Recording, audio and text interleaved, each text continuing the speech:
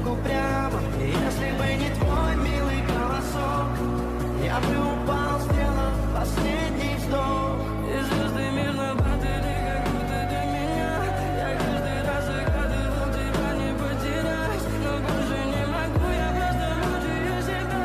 Теперь ты больше не моя.